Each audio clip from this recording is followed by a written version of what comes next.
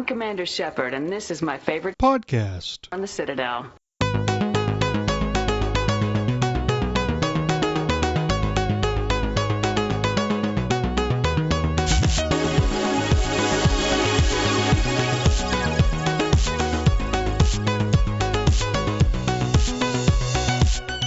Welcome to Andromenerds, the #1 Mass Effect podcast on the internet. In the world. My name is Minius of Minius GC, and with me are my co-hosts, Tucker from Mass Effect Follower. Hello, everyone. Thumbs up. There you go. That was zesty. Well, I just had some sweet tea, so I'm in a good mood. That's like the soft version of the zest. It's way better than usual, though. Okay. The one and only BioFan. Hey, everybody. How's it going? And our guest host today, Shinobi, from the Twitterverse. Yes, thank you for having me. Shinobi, just in case people are not familiar with you, what do you do in the world of the internet and games and such? So I mostly just hang out on Twitter.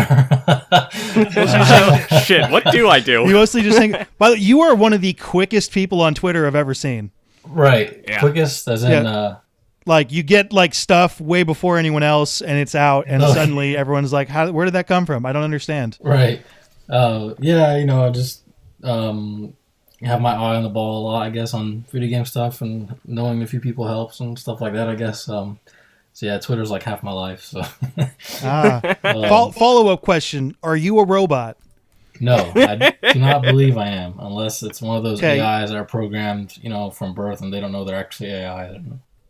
So you're not, like, sophisticatedly attached to every single news outlet in the world? Not that I know of. That would be great. You're though. secretly just plugged in. Are you a wizard, then? No, I've not gone to Secret Hogwarts Quarium. or anything like that, so no. No, so you're just an extraordinarily quick Twitter dude. Yes, like I said, By the way- Twitter is half my life. So. If you are on Twitter and you enjoy what general geek news, BioWare stuff, game stuff, that's absolutely follow him on Twitter. You will know things before you should. And we will link that in the description and have it up on the screen as well. Welcome to all. I also forewarn people that follow me. I also tweet randomly about my kids, random food pics, and sometimes complain about random things. I tweeted a pizza picture today, so I mean, it's all good. Yes. Something that I'm curious about, that I'm pretty sure a lot of other people are curious about, is how do you post some stuff early, like before they've announced it? How do you do that without getting in trouble? Depends. It depends on the situation. Honestly, everything's different. Certain studios, I might know someone that's not in that studio, so I'll get maybe a piece of information that's from a source that's not actually from that studio, and they don't mind if I post said, item or whatever it be. Other times, I could do it in a way that's kind of not going to detail of certain things that would be okay to say. And most of the time, I don't tweet things that I can't, that I know, because most of the time I can't. So it looks like I've always wondered that. It looks like I tweet a lot of things I shouldn't, but actually it's the opposite. So It's good to know. right. So no, I know a lot of people think like, how do you do that and not get in trouble? Well, I would not. If I were to get in trouble, I would not do it. So Okay, so you just kind of know what would get you in trouble Right. and what Oh, yeah. probably wouldn't. Okay. oh yeah, for sure. Yeah. So I was always kind of curious about that. It's just like, I'll see, oh, look, Shinobi posted this thing that a video's coming out next week about this. I'm Right. always thinking, how does he not get in trouble for this stuff? Right. Yeah. I mean, that's the thing. Like, I don't. Like, for example, I don't do it on Twitter. Like, I wouldn't be like, hey, everyone, I got an announcement to say, blah blah blah. It's usually, because I hang out on NeoGAF a lot too. So I don't know if you guys about NeoGAF. Yep, that's where I always see. Okay. Yeah, that's usually where I see it. Yeah, I joined there back in, I don't know, 6-7 years ago, and it's always been like a hardcore gaming forum that I like to participate in, because I don't have many friends in person that play a lot of games, so that's I usually used to go there and chat with people. So it's kind of like my second home too. So sometimes I go in like the Mass Effect thread and community thread and just drop something really really quietly, so to speak, and it wouldn't ruffle too many feathers. So that's why I know like it's not really a big deal. Have you ever posted something that did get you in trouble?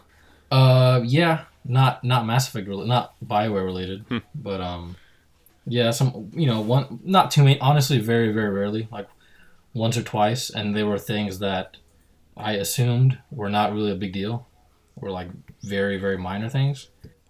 But then they said like, "Hey, can you remove that?" Yeah, Or yeah, and I happily obliged. So, but yeah, I've learned a ton through the past few years of what to say and what not to say and when to say. So, I don't have like an agenda or anything. It's just I love games and I love sharing things with people. And I know people are dying to hear things, so I know I would if I was in someone else's shoes. Here's a generic question, basic video game question. This is a Mass Effect podcast. Mass Effect Andromeda is coming out, but it's not yet. If you were to give a suggestion of one game you think Mass Effect fans would want to play that they may not have played that they need to get to in this next month, what game would that be? Are we? I'm assuming it's an incredibly complicated question that I just sprung on you randomly. Right, that's complicated. I'm assuming. I'm like, are we just leaving out the trilogy here or what? Yeah, yeah. Let's say it can't be the Mass Effect trilogy. It can't be BioWare related. So I mean, there has to be a purpose. Is it to prepare for Andromeda, or is it just to? I just believe a game you recommend. Pass the time, have fun, maybe. To pass the time. I believe it's to waste time. Yeah. To pass the time, then I would honestly just go with one of the best games I've played in recent years, which would be The Witcher 3. Yes. Yeah. Yeah. I still need to kill the Griffin. Apparently. Really? Yeah, I haven't done it yet. We won't go into that conversation. That's a very deep rabbit hole. With what? So Shinobi, what are you looking forward to most in Mass Effect Andromeda? Honestly, I would say the focus on RPG mechanics again, in-depth RPG mechanics and exploration. Okay. Because this is probably a common feeling people have with the original Mass Effect going into 2 and 3, which was they kind of reduced the exploration scope, I guess is a word I would use. And some of the more RPG mechanics like customization, things like that, but not in a bad way. I love 2 and 3, so don't get me wrong, but the first is still my favorite because of the fact that it felt more of a space game that you actually explore the Milky Way, and there's planets you can land on, even though they're all pretty cookie cutter and wasn't really much to do on them, but it still gave me that feeling of like I was in Star Trek. It gave me that feeling. So, and with Mass Effect Andromeda, I know for a fact that the original game was a big inspiration that they took from. So, and they learned a lot from the trilogy. So imagine a bunch of planets with a lot of things to do instead of just standard warehouse number 20 instead of yeah. So all of that excites me a lot, and I know I'm just excited because it's the next Mass Effect game. It's my favorite series of all time. So I love BioWare. I love the games. I love their design. Doc, they just the way they design their games. There's like a certain feel to them, a certain way they design them. So I'm just excited to see like the next step in that. This is their first actual current gen only game. Dragon Age Inquisition was they had to get that working on last gen too. So that really pulled it back. Yeah, it really did. I heard a lot about a lot of things they had to cut back, which would have been awesome if they were in it. So yeah, I'm just pumped. And I've heard a lot of things that they're putting in Andromeda. Just a lot of things get me excited. So it's gonna be good. I think it's gonna be good, and I think people are really gonna be surprised by how much the combat has improved and how much they've changed that. Oh yeah, a lot. I might be the most excited out of the three of us here. Minius just went like, ah! Yeah, I think people are really excited for that.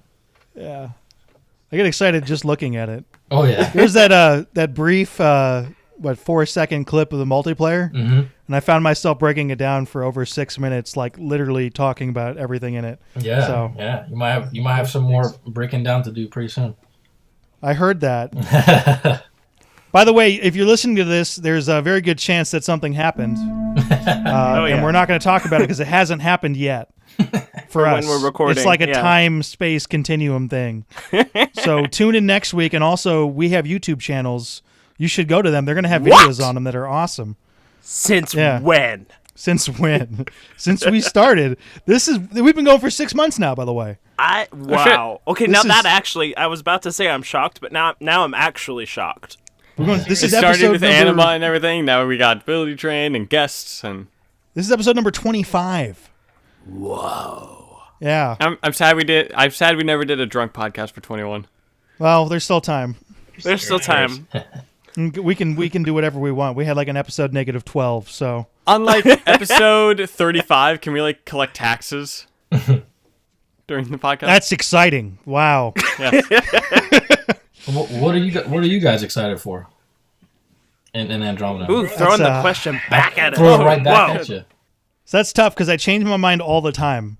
But probably Colonization. most excited for seeing how the abilities in combat work in the new type of environment that's more open. Right. As in, like, you know, what we've seen, it's not a narrow hallway where you press yourself up against cover and then throw some abilities at people. Yeah. It's all over the place. So how does that work? Does that feel Mass Effect or not? Yeah, it's good. I'm sure it'll allow for a lot of different ways to like approach, different combat encounters and stuff. So I think people are gonna like that. Yeah. So in general, I'm looking forward to the story the most. I think that's kind of the cheap answer because this is a BioWare game. But in terms of something specific, there's something they recently announced that used to be a dream wish of mine, and that is the gorgeous, wonderful gold nomad skin. It is beautiful. And it is everything I wanted. You want that more. bling going. I want that bling. It's very nice. You get into the game and we want to talk about, like this particular mission. You're like, I didn't do it. I was just in my nomad the whole time. I was just in my nomad and I just went over this hill and then the light casted on it in the most beautiful way. Nice.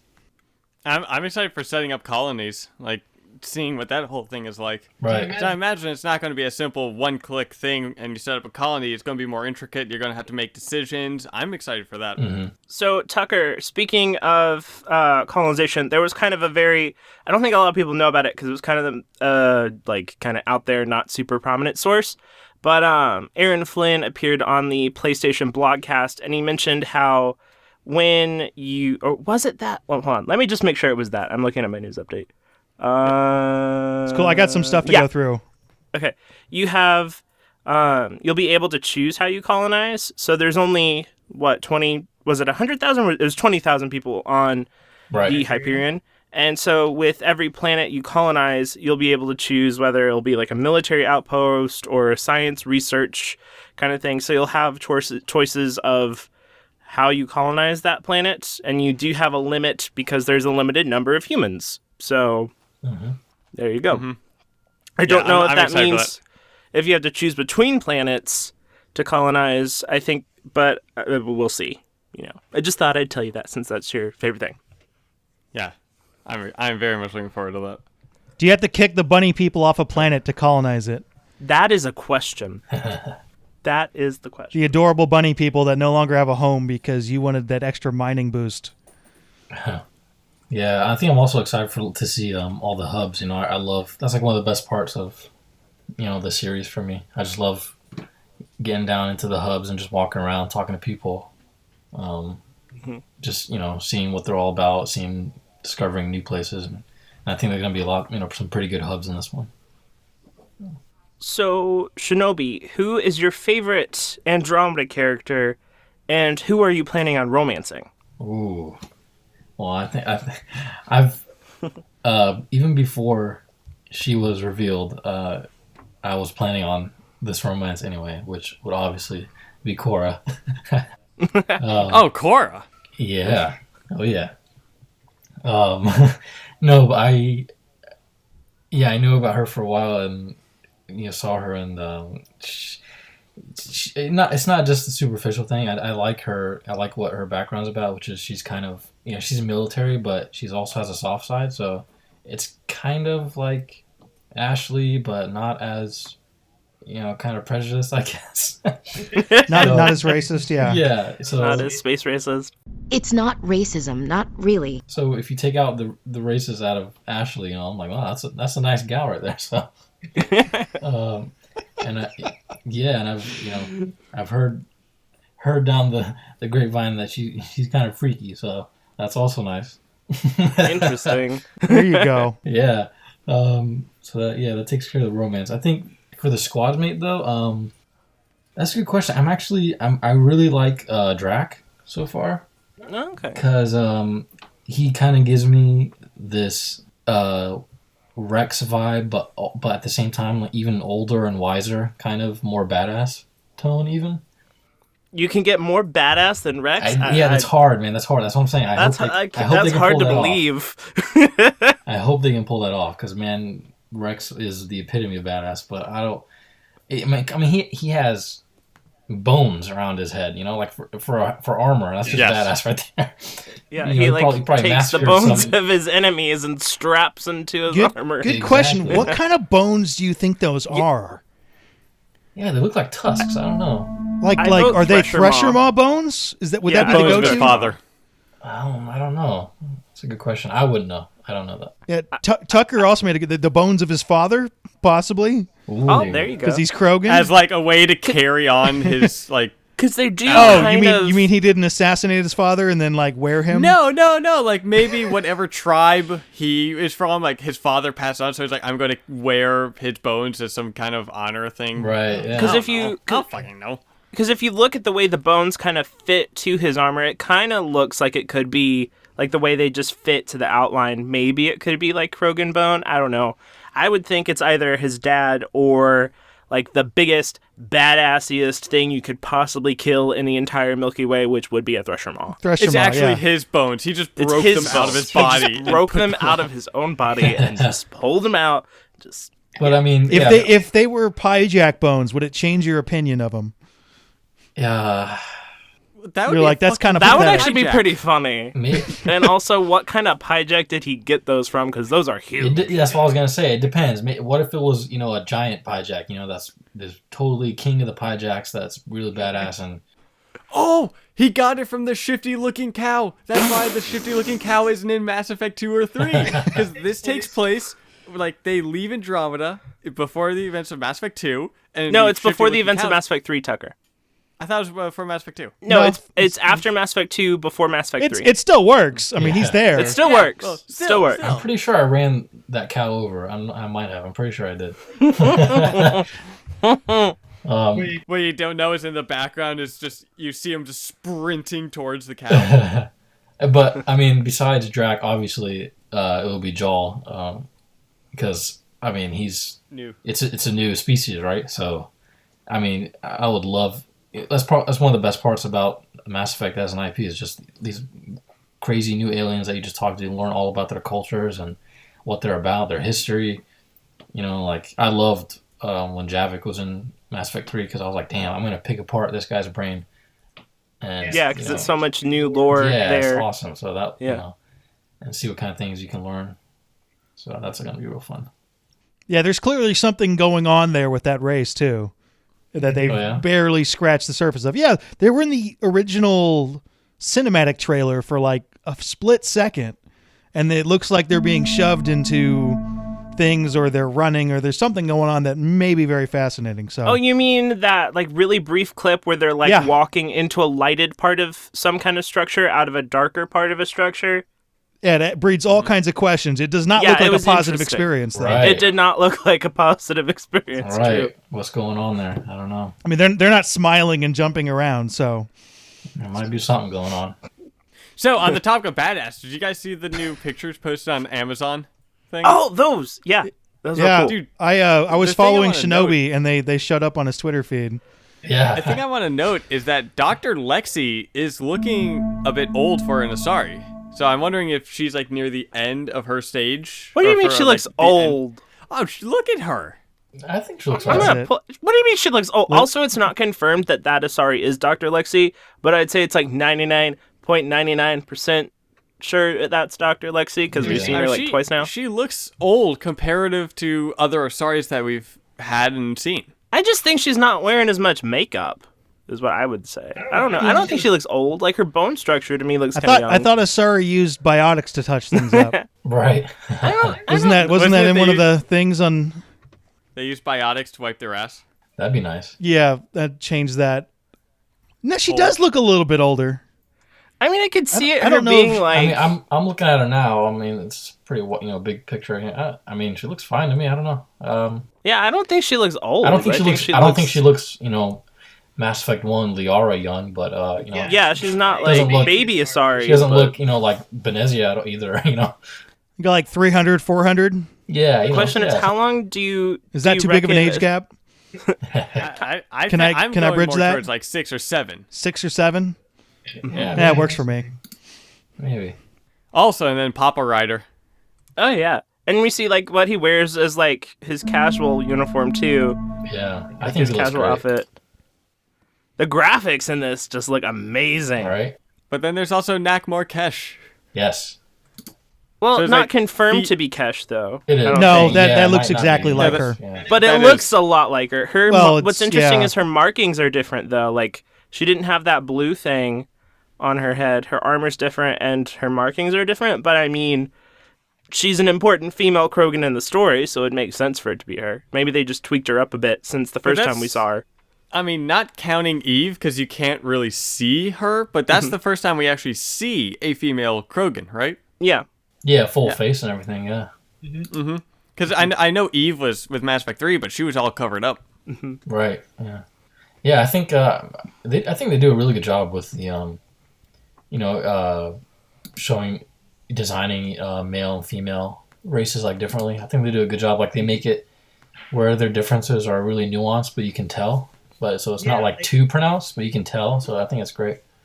Like looking at Kesh, I can honestly not tell you how I know that Krogan is female, but I know that Krogan is female. Right. Like it's not obvious, but yet I know. I would just say kind of from the way that the face is structured. Yeah, like maybe the face structure, like it's very subtle. It seems things. softer. Yeah, it's very soft, but yet you know. It's softer, and It's it looks like interesting. the crest isn't as big a little bit, maybe. It's very good design. Huge shout out to the art people that work at BioWare. The designers and the art fact people, huge shout out. Probably the best way to Amazing work. describe it is if you were to put Krogan in a lineup and she was in it, you would pick her as the least likely to kill you. Well, we're gonna snip this together, but one of the most common complaints I get is people are afraid that Mass Effect Andromeda isn't going to be an RPG, and I don't know if they know what that means.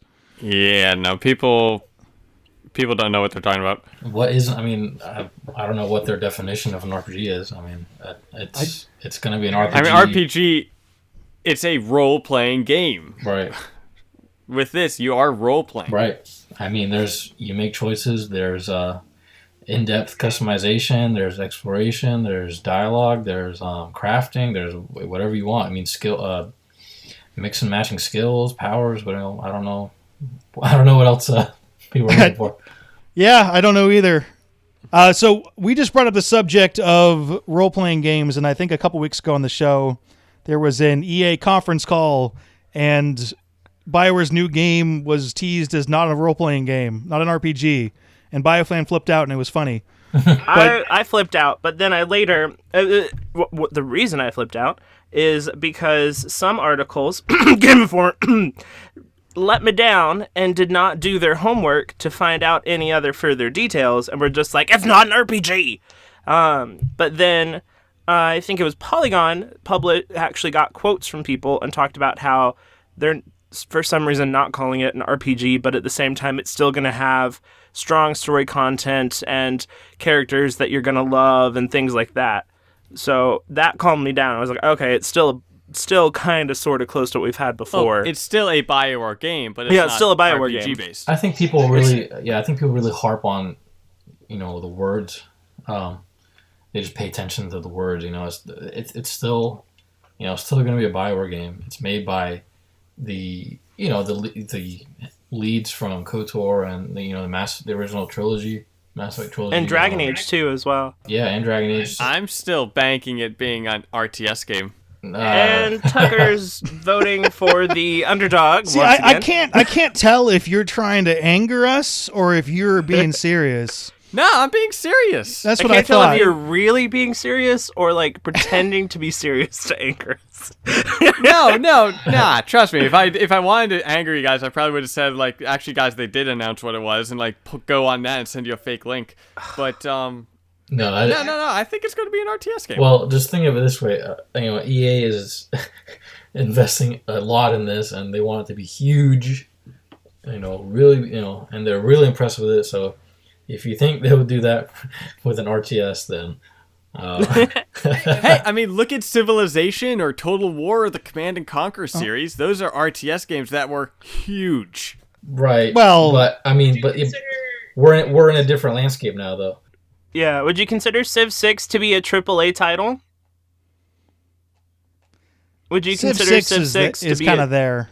It to be is. But it's also not really an RTS either, like at all. What about StarCraft? StarCraft is one of the few ones that definitely is. That game. That's a household name though that's been established for decades. I mean, if they're going to launch a brand new IP that's an RTS, in this day and age, I'm just saying they're not. I really don't think it's going to be an RTS. Oh, Shinobi's finally learning about my theories. Yeah, your batting percentage is abysmal, and then when you hit one, you get excited. My batting is higher than expected. we should probably say for all the people that are going to... we get asked this almost every time we make a video, and we mention the new IP, on what is an IP. A lot of people don't know. Oh, yeah. Intellectual property. Intellectual property. What does that mean, though? Basically... for example, new franchise. BioWare has the IP of Mass Effect, so the characters, the likeness, or not the likeness, but the characters, the theme of it, all that stuff, it belongs to BioWare. It's the IP for Mass Effect. Mm-hmm. Yeah, it's the intellectual property of it. Meaning, Activision can't make a Mass Effect game because BioWare owns the IP, but BioWare could work with Activision to make that game, or, depending on what EA wants to do. But for the most part, another company can't just make a Mass Effect game. You're making it overly complicated. Just put it this way. Mass Effect is an IP. Dragon Age is an IP. This is a new IP. That's probably the simplest way you can put it, right? A theory that some people have been wondering is, they already have Knights of the Old Republic, but could it be another Star Wars IP? No. Well, we know it's set in a modern setting, like it's modern day setting. So I think that rules out Star Wars. Also, do we know what timeline Star Wars actually takes place in? A galaxy far away. Long time ago. Yeah, I know, but that's the timeline, dude. It's in everything. That's this game. That's Mass Effect Andromeda. Yeah, what years does that take place in comparison to ours? It's a long time ago. In a galaxy far away. Yeah. Are you sure it's modern day? They said it was what's the word? I don't believe that's out. I don't believe they said that. I don't. Yeah. Hold on one sec. Let me find it. And on top of that, they straight out said it's an action adventure, so you can cram that RTS right off where it don't shine. Oh, I will make this an RTS. It's an RTS / action adventure game, the first of its kind. That would be interesting. It'd be kind of like a no, that's not right. I was gonna say kind of like Command and Conquer Renegade, but that's not gonna work. I don't know if you guys played that. Oh shit! Okay, here we go. On the topic of Star Wars, Harrison Ford was in a plane. Hold on, Tucker. Oh, all right. Hold on, one sec. It was a hold on one sec. I think I found it. So, on the topic of Star Wars, Harrison Ford was in a plane incident that narrowly missed an American Airlines jet. Jeez, This is breaking news. This is going to come out 6 days later, Tucker. Shh. That's just specifics that aren't needed. Okay. Whoa! It's at the standpoint where I'm assuming what they mean by not an RPG when they say that is like the statistical level up mechanics it's not are going to be like toned Mass way Effect down. or Dragon Age. right? Yeah, you you're not gonna go through and like hit level 1, 2, 3, 4, 5. The thing is, I mean, they've always been known for the RPGs, but at the same time, they have so many employees and they have so many studios, multiple studios now that they're just branching off, starting something a little new. Kind of similar to like Guerrilla. They've been known for 15 plus years that they make shooters. And they came out and blew everyone away when they revealed Horizon. So it's every studio wants to do something new. They're not you can't fault them for that. So I'm just saying I think it's still going to retain what BioWare is known for, like narrative and neat characters and fun gameplay, exploration, things like that. So I just don't think anyone should worry yet. I believe the plan too is that they're gonna rotate these. It's pretty much they're just adding an additional game to the rotation, and the other games will still come out at the same pace they normally exactly. would, right? Yeah, So who cares? Get over it. You got your game. Do you think they're moving to like a game a year kind of timeline kind of thing? They have multiple studios, so what I would say is I think they definitely want to do that. They want to have games come out at a faster pace, not in a bad way, kind of like rush them out. But the thing is, kind of like they have multiple studios, so they'd be on a rotation, So each game would get 3 years of development, but you would get a BioWare game every year, something like that. I don't know the exact time frame like they want between games, but I know they want to get them out at a faster pace, and it makes sense because it's been 5 years since Mass Effect 3, and it's been almost it'll be almost 3 years, sort of, not really, 2.5 years since Inquisition, and they want to get them out a little quicker than that. So I found the specific word they used to describe the setting time frame, and they said contemporary, which means it belongs in the present, like occurring in the present time. Yeah, contemporary, Yeah. But that sounds like it could be in the present, but not our present. Like it could be an alternate. It could be alternate present, but in terms of technological advancement, it's like around our level. It says contemporary setting, like those two words. Yeah, contemporary. And then right after it says setting. I'm just asking. It's either setting or story. I'm trying to find where I got it, but I remember that was the word. Because I'm pretty sure they said it's going to tell a contemporary story. That's kind of that's what they've said during the original, back in 2014 at E3 when they kind of softly reveal it, and you heard Casey saying that we want to tell contemporary stories. So I mean, you could say that Mass Effect is kind of like a contemporary story, in terms of like the themes that it tackles and stuff like that. So I don't think this. I mean, I don't personally think the setting is going to be like modern day. We'll see, I guess. I mean, I think it's going to have some element of. I'm sure. Yeah, I don't think it's going to be like Grand Theft Auto level modern day, but I think it's going to be. Yeah. Not necessarily fantasy, but fantastical modern day. You know what I mean? Yeah. Like I kind of desperately want to play a BioWare Grand Theft Auto game now. like if it was on shelves, I would drop this podcast and go out and get one. That'd be great. That would be awesome. Maybe that's what they're doing. You never know. Do we want to make that our poll, by the way? What kind of setting we want the new game to be? So we each pick one option. Yeah, we could each. Yeah. First of all, we should review our last poll. We asked, what platform are you playing Mass Effect Andromeda on? And it was by far our closest poll that we've ever had.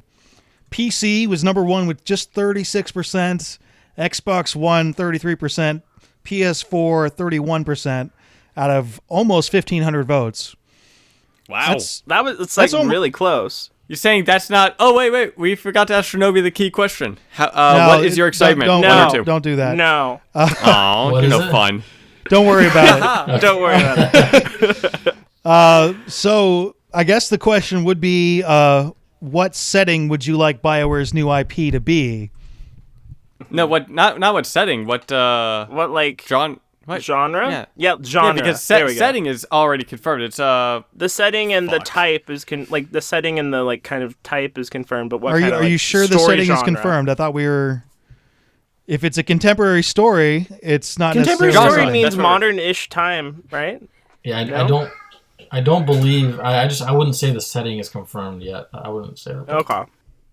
Okay, we can go with something else. The genre is confirmed because they flat out said at the financial call, they said it's an action adventure. That's what they call it. Action adventure, yeah. But I'm like plot genre, not like game genre. Oh, okay. So I was thinking genre. Would you like a sci-fi game? Would you like a fantasy game? Would you like a real world game? Would you like a hybrid? Would those be the four options? I would love like an alternate reality kind of one. Would that technically count as sci-fi? Well, how about we have sci-fi, fantasy, real world, alternate reality? Oh wow! Although, because the problem is you can get like combinations of those, right? Yeah. You can get like a sci-fi, fantasy, alternate reality that's set in a modern setting. Well, I don't think you can't really have a sci-fi and a fantasy. Sure, you can. Well, no, because one is science fiction and the other is complete fantasy. Elves and robots. Put them together. There you go. Have you ever seen Star Wars before?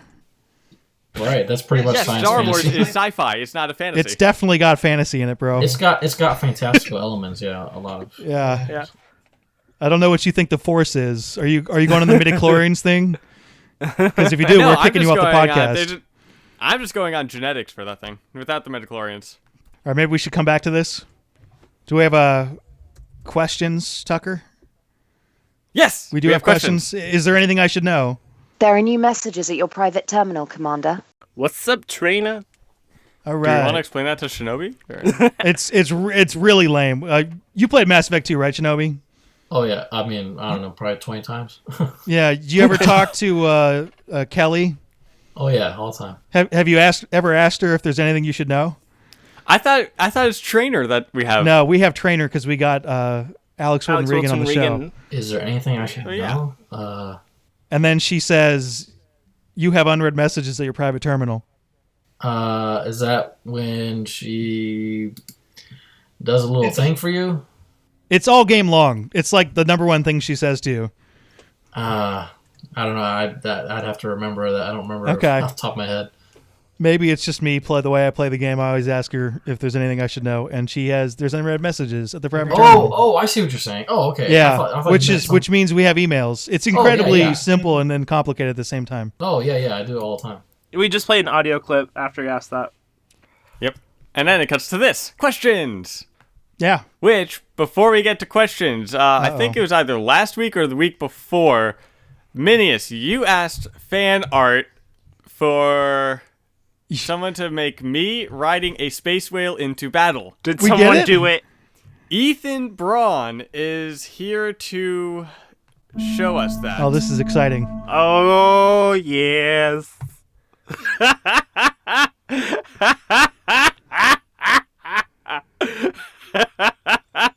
I'm trying to. That is so funny. I love how he made it crazy Master space Chief. whale battle.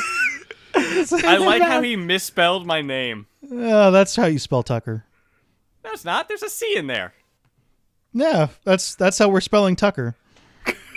He spelled my name correct in one of them, but the other one he misspelled it. You know what? I think we should give him like extra points for that because you mispronounce everyone's name.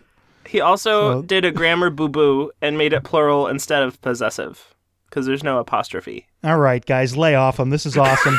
I love it. I do. I'm just pointing that out. Going grammar on him. That is Ethan Braun. Oh, he got the second one right. The one with the Citadel, he got that one right. Shinobi's taking off. Thank you so much for joining us, man. Oh, it was my pleasure, Thank guys. you. Thank you for Thank you so much for coming on the podcast. It was great to have you. It was fun to chat with you guys. I appreciate it. Thank you. Oh, yeah, All absolutely awesome to talk to. Thank you. Welcome Sweet. anytime. You should follow him on Twitter, and I'm serious. I'm not just saying that as a plug. Thanks, guys. Like you should. If you're not following him on Twitter, you are not living your life correctly. You need to go fix that All are right welcome. now. So I had an idea of combining. I think we should go with what planet would you romance? Rannoch, Tuchanka, Thessia, or Ilium? well, yeah, we can go with Ilium. Thessia's kind of like we didn't see much of Thessia. Didn't see. Yeah, but no, we did. There's a decent. There's a it's mission on almost like a hub Thessia. of- It It wasn't in very good shape, No, it wasn't. but I mean, like, I'm just saying, like, Wasn't it Thessia that we went to in Mass Effect 2 where you meet No. Liara? no, No. What planet was that? you're thinking of Ilium. Ilium. Yeah, that's Ilium. So because it's stupid enough, and it's kind of like, what is your favorite planet? But it's more in depth than that. So you can each pick a planet. What planet would you want to romance, Tucker? Was your answer Ilium? Yeah, I Ilium, the one that I said. I'm going to go Okay. with that one. I'll go with Palaven, Palaven. Okay. because that's dangerous. I thought you were going to go for Tuchanka. No, it's irradiated. That's kind of creepy. So no Palaven or Palaven? No, Palaven. Okay. You got one, BioFan? I know what one I would like to personally romance, but I think it would definitely lose in the polls very fast because not a lot of people know a lot about Ka J, which is like the Hanar homeworld that's that underwater. one would work. Absolutely should put that one. Okay. Let me just confirm the spelling real quick. Yeah, the spelling's funny. What's a good fourth option? Jacob. No, the poll's stupid enough already. No, I think we should actually put a planet for it. Earth. That would you want- win, though. Yeah, we So- should probably go. Oh, did we have Rannoch on there? We do not have Rannoch on there. Rannoch is the Quarian homeworld. I mentioned We also that don't one have could win. Tuchanka on there, by the way. Does anyone really want to fuck Tuchanka? Yes. Well, I feel like Tuchanka is like the dirty prostitute of planets. Okay, so weekly Andromenerds poll: what planet would you want to romance? Ilium, Palaven, Kahe, Rannoch. You might want to rename it to which of these planets would you want to romance, so people don't. Oh, true. You know what I mean? True. Weekly Andromenerds poll: which of these planets would you want to romance? Hashtag pretty good banging. Ilium, Palaven, Kahe, and Rannoch. Or it's Kaj. It's Kaj. Kaj, yeah. Kaj. I just feel like Kai is just not going to win because no one really. Well, I would like recognize to it. go to an underwater world, okay? That would be really cool. This isn't going to one. You're going to bang it. You're gonna have water banging, I guess. Aquatic Well, that would banging. make that would make the cleanup a lot easier. Aquatic. All right, do what you want. Okay, I'm gonna put it out. I'm just gonna tweet it out into the world. It has Okay. left. Just fuck it. It has left my control. It is now on the interwebs. All right, this is one of my favorite parts of the show now is reacting to people's reactions to our polls. I love it. Oh hey, Um, Kahe is doing all right so far after 3 votes. Was it us who were voting? Because Oh, I should probably have voted. So. There we go. I voted. okay. I feel It's like tied. Kahe is the Jacob of this poll, and it may actually win. Is what I feel. Taco Bombastic asked Tucker, why? What did I do? I don't know. It's your poll, dude. I just made it. Kahe's not winning. Hey, look, Why? I'd say Tuchanka radiation poisoning is an excellent STD to have. Adam, BioFan. By the way, Adam was one of the people that we did the multiplayer streaming or test streaming with. Adam Wigley? Yeah, Oh, Drax #1 fan ever. yeah. Awesome. Yeah, actually, I wouldn't get into that. Special thanks to the people who joined us online for our very first ever totally impromptu co-op community playlist. We somehow got Adam was- Wigley on there, the world kind of creepily the world's #1 Drac fan. And who are the other Thomas people on Thomas and Tyler also pitched in. So we're going to do that more often, so keep an eye on our Twitter accounts if you want to play Mass Effect multiplayer with the Andromenerds. What? It's not a secret. Not a secret. Not a secret. All right. So questions. This is, again, one that has shown up a little bit. I am not sure that I can afford the strategy guide. Do you think it's worth it just for the non-mission related things? No. Yeah. You don't need the game guide, but I'll give you an example of things that I always usually get the game guide just in case. I'll give you examples of things in Dragon Age Inquisition that the game guide was essential for. For Andromeda, it will tell you all of the romances because the devs apparently don't want to release all the romance options.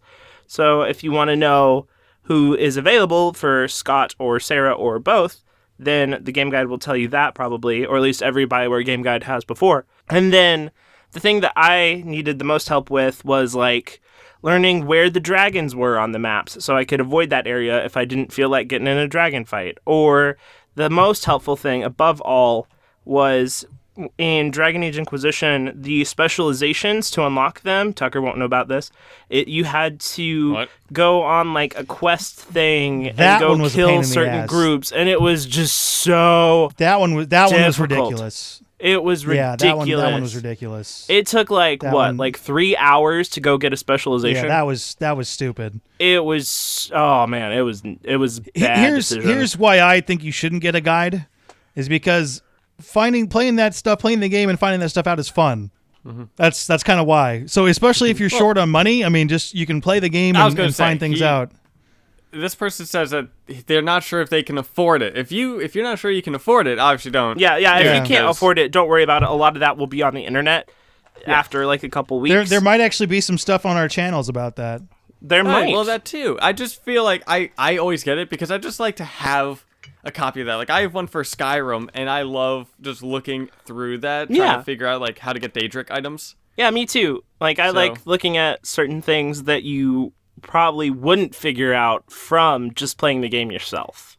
And it also, as some, like, I love getting achievements in video games. I love 1,000, like getting 1,000 gamer score in games and everything like that. So I typically like to get guides for open world games like GTA and things like that. And with the way that Mass Effect is looking, I'm definitely going to be getting the strategy guide.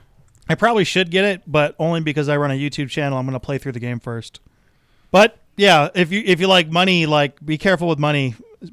Mm-hmm. Yeah. There is a definite charm to playing games without a strategy guide or hints or anything like that. Mm-hmm. And that's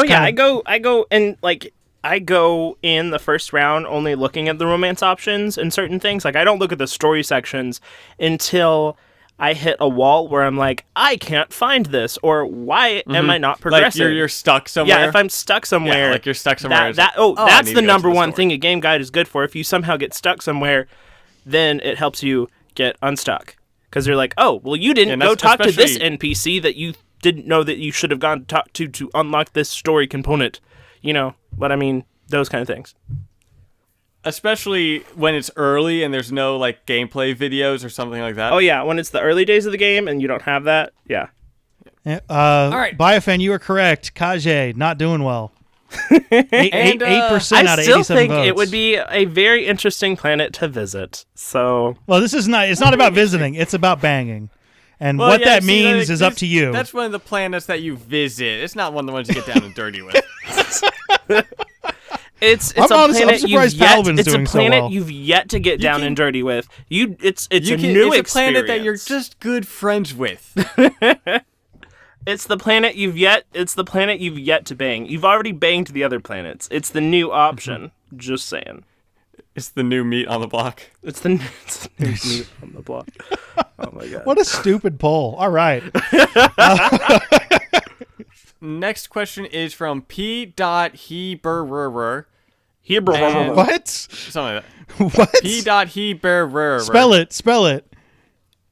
P.Heberer. Okay, I'm with you.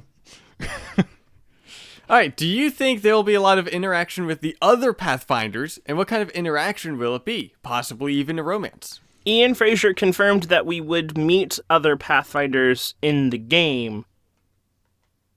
Just so you know. Oh yeah, I mean, do you think you'll be able to romance them, or? I mean, I think that would be interesting. I would want to. There's an Asari, Solarian, and Turian. Commentary. I love how everyone wants to bang everybody. Just on the internet This right is now. the BioWare fandom. You're like, can I bang it? If I can, I will. It's hilarious. That's all the internet's been about on the BioWare section the last couple days. People want to know who they can romance. People No. to know things. It's not that. They want to bang everybody. It's because if you aren't a jerk face, then you can. I guess it's easy to start a relationship compared to the real world. I guess because archetypes are not real people with real flaws, I guess, even though they sometimes are written to appear so. So I think maybe it's that it's not as hard to form a relationship with a video game character. Do you think that's it? I have no idea. Okay. I'm just making commentary. I mean, I just feel like we are going to meet them, but just... Do you want to hear a theory I have? Sure. So you remember in, I think it was the N7 Day trailer, that one clip near the end of the trailer where it shows Ryder, Liam, and Korra running with some other Solarians, and then you see the Tempest fly over? Oh, yeah, that scene was fucking awesome. That scene with all the Solarians. I wonder if that has something to do with the Solarian Pathfinder, because it's interesting that it's a big group of just Solarians. So, that makes I didn't even think about that. Gonna go bail out Solarians again? Mm-hmm. That's what they're for, being bailed out? Unfortunately, Sure. they can't handle themselves. All right. David Weiland. This guy asked a lot of questions, so I just got 4 of them here. Question for Minius. You can only pick one. A hammer or a sword to wield as your melee weapon. Damn it. Only one? Damn it. Where's a coin? I want to flip a coin. All right, we'll just go with hammer since it fits the persona more. But I'm very bummed that I can only use one. All right, question for BioFan. If you could customize your Nomad into gold, which has already been confirmed, do you think you could ever shy away from that color? Or do you think you might add other colors, like if you could, gold and something else? There is no other Nomad skin. That is the only Nomad skin in for all that matters for me. There is no other option. Other options do not exist. Not even gold and something else? No. Maybe. Maybe. Okay. I'd have to see it first. I doubt it. Let's put it that way. If it was gold and something else, maybe. right, but it'd have to be like a cool gold and something else. So. This one is for ability drain, although she's not here. BioFan, you know her the best. You might be able to answer this. Okay. Is her hair a natural red color, or does she dye it? She dyes it. All right. And the question for me, what is your favorite picture of my dog that I like to look at during the podcast? And that has got to be either the one where he looks like a deer or the one where he's standing next to the microphone. I like the one where he's next to the microphone. That one's cute. Brendan Clements kind of has a similar one to what David Weiland says, but it's for all of us. What kind of Omni tool, weapon, or weapon type would you guys be interested in making in the game? So we get to, if we got to choose like our dream weapon. Something as close to the saber as possible, since that's not going to be in the game. I think that if I got to make any kind of weapon, I would do it not necessarily like a melee weapon, but it fills that slot, kind of like the Omni tool does. I would like to make some kind of like bow and arrow, but it fires like explosive arrows, kind of thing, like a futuristic bow and arrow. I think that would be cool. I'm getting reminded of Destiny right now. Or let's see. I'm guessing we're just kind of incorporating that stuff. Have you guys ever seen Ruby? What's Ruby? It's made by Rooster Teeth. It's this kind of anime-like show. No. Now, I would love to have Ruby's like scythe, which is like, or just something that's like a multi-purpose weapon, like her scythe, which is, it's a melee weapon as a scythe, but it can also fire. So something like that is a multi-purpose. It works for both close range and for distance. So not just putting an Omni blade on your gun. That's not good enough.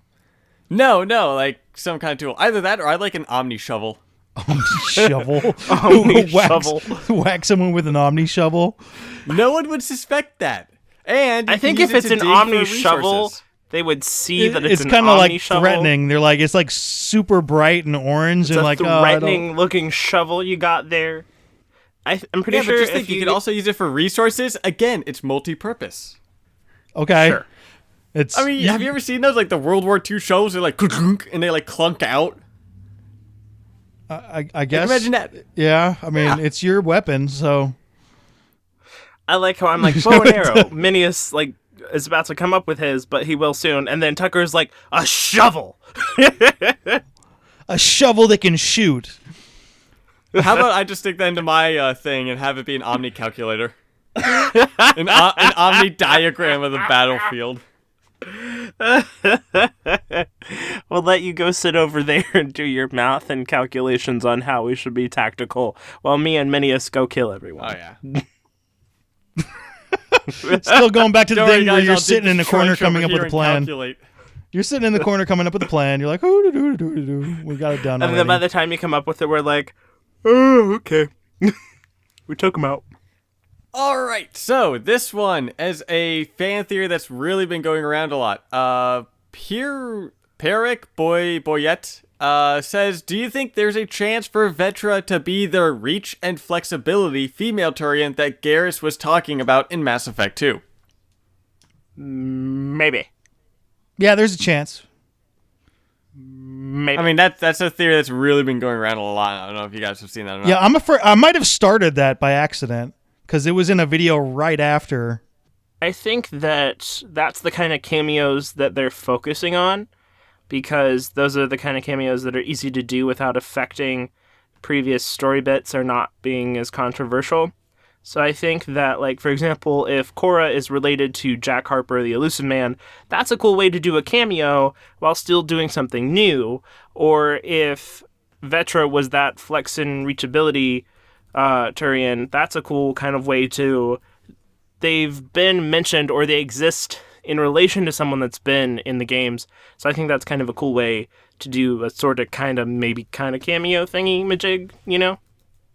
It's a definite possibility. It's not like crazy out there like the Shepard Liara daughter who has eyebrows. Like that one's crazy. Secret.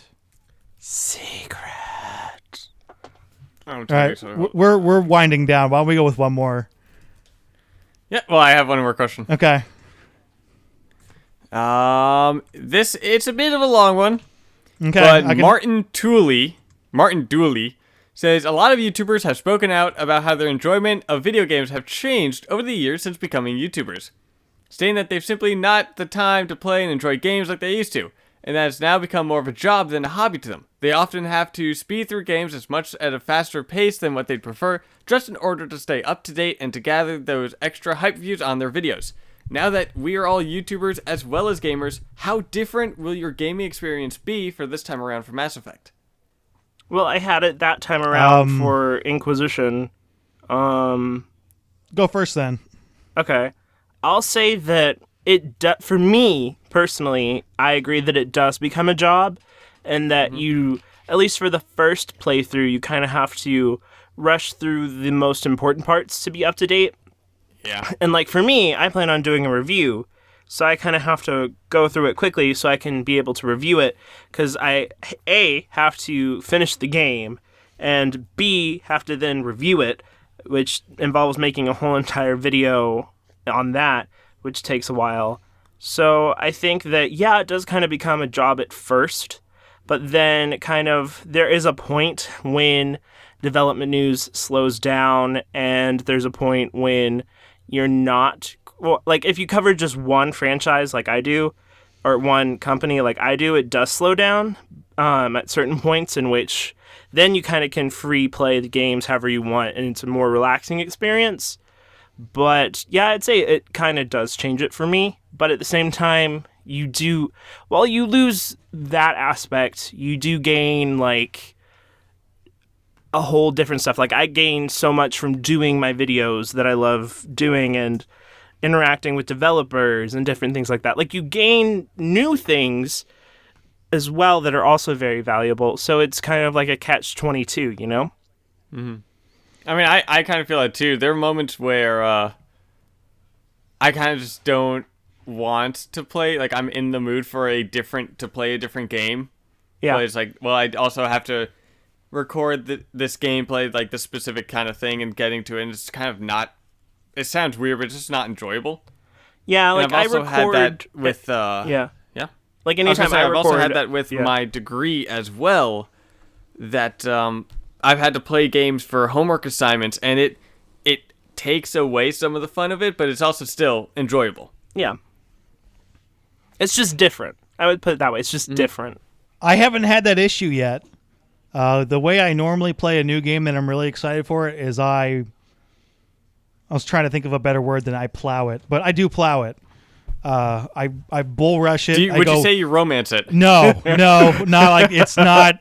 I play it and I play every ix of it and I go all night. I guess that's kind of what you can interpret that however you want. So I do that anyway, so it's not a big deal yet. But then again, I haven't been going for that long, so I haven't had that much of an interest. But I anticipate playing the game exactly the way I would normally play it if I wasn't doing a YouTube channel, just because the whole idea of wanting to play it in its entirety to the maximum extent as quick as possible is exactly what I'm going to do. So, and also, well, another kind of thing is playing the game and recording everything that you do. Yeah. Like, I feel like I'm kind of being watched whenever I play and record, you know? I'm like, I can't, like, make jerky movements or things, or I have to make it look pretty at the same time. Because you might use this in the video. Yeah. So, yeah, same way. Again, it seems kind of weird that we're complaining, like, oh, we have to record what we play and for our YouTube channel. I mean, we still have a good time. Like, it's different, but it doesn't. Yeah. I'd still think it's fun. Yeah. Yeah. But like I haven't been doing this. You guys have both been YouTubing longer than I have, so. Like, it changes things, but it doesn't ruin the experience, I would say. It just makes it different. But then at certain points when, like, the game's been out for a while, they're not yet ready to do DLC stuff. I've played the game a few times, I reviewed it. That's when I get to kind of relax and really dive deep into it. So I get that point, I just get it a little later. I played these Mass Effect games so many times that I do not remember what my first playthrough was like. Now that I'm thinking about it, like, I do not remember what I did. Yeah. I don't remember what class I used. I think no, I don't know. I played them so many times that they just kind of blend all over together. And then, like, I do a final playthrough. Like, this is exactly what I want to do. Oh yeah, I always make sure I do a perfect one. Yeah. Are you guys doing a final playthrough before Andromeda comes out? I already finished mine. I just finished it like a few weeks ago. You, Minius? I'm playing the multiplayer instead. You will catch me on the multiplayer if you go on there. A couple people have already. Do you know the one? I made one mistake in my latest playthrough because I forgot. So, I mean, it's not like that shocking, but so I was trying to decide at what point it would feel most appropriate to the story to do the Citadel DLC, like go on shore leave. Because if you go right before you have sold the Cerberus base, it's kind of like, this epic conclusion is right before us. Let's go on a vacation. You know, it kind of feels weird. So I was like, okay, maybe before Priority Thessia, it doesn't feel super-duperty urgent, at least not compared to the rest of the game. And I was like, okay, most of the people are okay, so I went. And then it wasn't until everybody was lining up for the big photo in the Citadel DLC that I was like, oh fuck, where's Miranda? Because I hadn't gone and done Sanctuary yet, which you need to do after Priority Thessia, which then leads you to the Cerberus base. I was like, damn it! I was so close. So what I do there is I kind of consider the Citadel DLC the real ending of the game. Yeah. It's the last thing they put out, so I beat the game and then use the little magic child thing to go back and then do that. Pretend that I'm you curious, did the have you destroy guys ending ever and had you survived. Morden survive it? Have you ever had Morden go into the Citadel DLC? He's not in the Citadel. He can't. Can he? No, if like, you're can a he? super 'Cause horrible he- human being and don't cure the genophage and fake it, and he still survives, he doesn't show Yeah, up. I've never actually done that. I don't think he shows up. I think he's like he can still be alive if you're a horrible person and don't cure the genophage and fake it, and he goes along with it. But I still don't think he shows up. So I think he just doesn't he just leave your group after if he survives Tachanka? Yeah, like you never see him again. He just goes to He leaves. goes to a planet with seashells or something. I still love that Morton can survive. Like, that was one of those things that people thought. But nobody that does it had because to people happen. aren't horrible human beings. Because you have to, Well, you have to kill, it's you have to really kill Rex specific. too. You have to kill Rex. Yeah, in you that have to situation, kill too. Rex. You have to destroy Malin's data, and I think you also can't activate Grunt. And I then think you you can have to do activate Grunt. just Renegade in. You have to be during a the conversations horrible, with him. horrible person for Morden to survive. And it is such a more beautiful death for him to have cured the genophage. It is the right thing to do. You know it. What about people that shoot him You can so shoot. he doesn't make it? You can shoot Morden. Yeah, you can shoot Morton, and Yeah. he dies before he activates the cure. Oh yeah, those people just shouldn't exist. That's just horrible. Like, literally, like when he's holding, no. Shepard points. That the should gun at not even Morton, be an option. And No. Morton No. tries to go. Absolutely he goes to should the be an elevator. option. No. Shepard How shoots him. dare you? No. Damn you, Patrick Weeks. No. No. No. No. Yeah. All right, so No. the game is getting closer to release, and we have to tweak the way we do Andromenerds. So we were wondering, what would you like us to do for the couple weeks that the game comes out, a couple weeks after the game comes out? Because we're not exactly sure what you want. So let us know in the comments section. You can go in as much detail as you want to. Our current idea is to do some... not really Let's Play, but maybe a hybrid Let's Play multiplayer podcast with Andromenerds, which would not be spoilers, so you can play the game at your own pace and then still listen to Andromenerds. But let us know in the comments section. We'll be keeping it spoiler light or spoiler negative. No spoilers for a little while, at least. At least a full week and a half. Yeah. Maybe 2.5 weeks Yeah. after A the little game while. comes out. Let us know in the comment how long it takes you to play games that are the size Mass Effect Andromeda. So maybe like Inquisition. How long, if you played Inquisition, how long did it take you to finish Inquisition? Tucker, how long did it take you to finish Inquisition? Well, I want to actually know, when did I start Inquisition? Let's see. When did I get my first achievement in that game? Because if we're going off of Tucker's timetable, we're never doing another show. We're never going again. to talk about the game. We're never going to talk about Andromeda. That's the end of the show right there. Oh boy. After you finish Andromeda, you should go back and play Inquisition. You need I to know at least... that I played Dragon Age before the Hurricanes. That was before October. So you pretty at much some right as we point- started. So over 6 months. No. 6 months. Holy crap! It's February. Yeah. 5 months. 6 months. There's about 50 weeks in a year, and this is episode 25, so this is 6 months. Let's see. Here it is. Dragon Age Inquisition. It just needs to load up. I got my first achievement March 1st, 2016. Yeah. So like a year.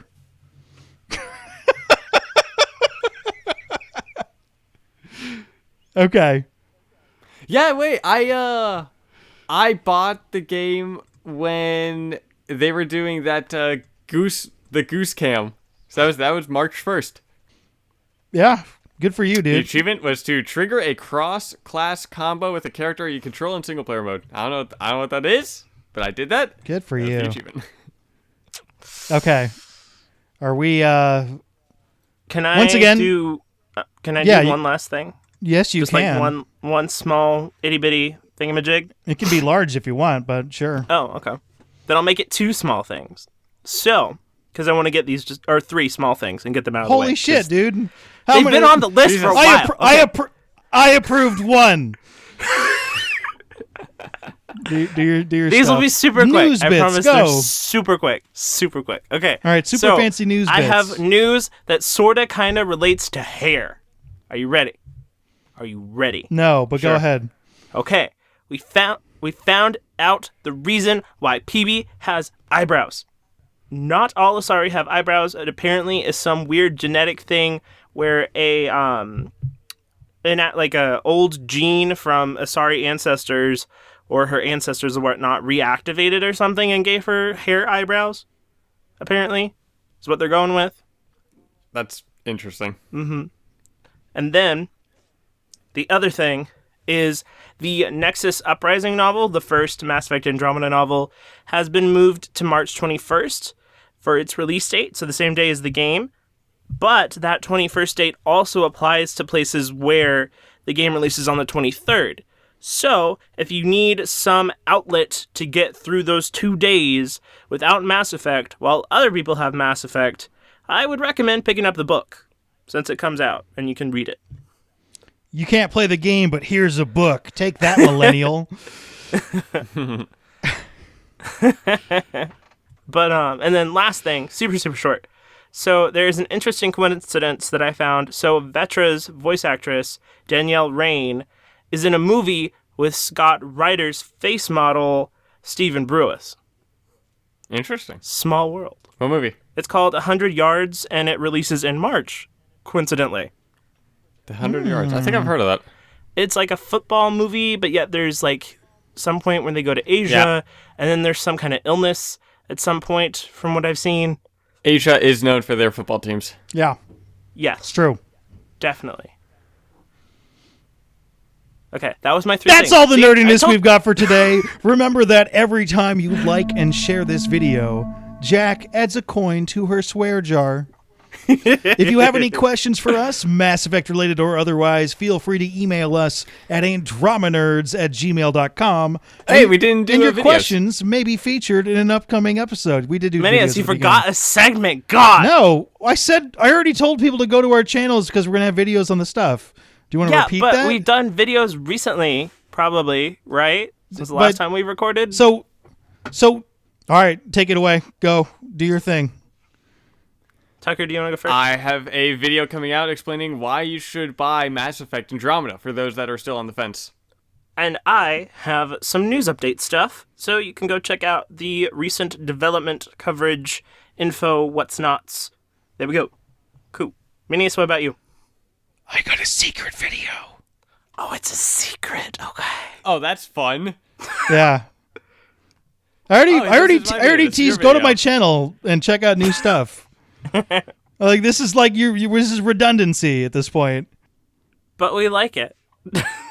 Podcast over.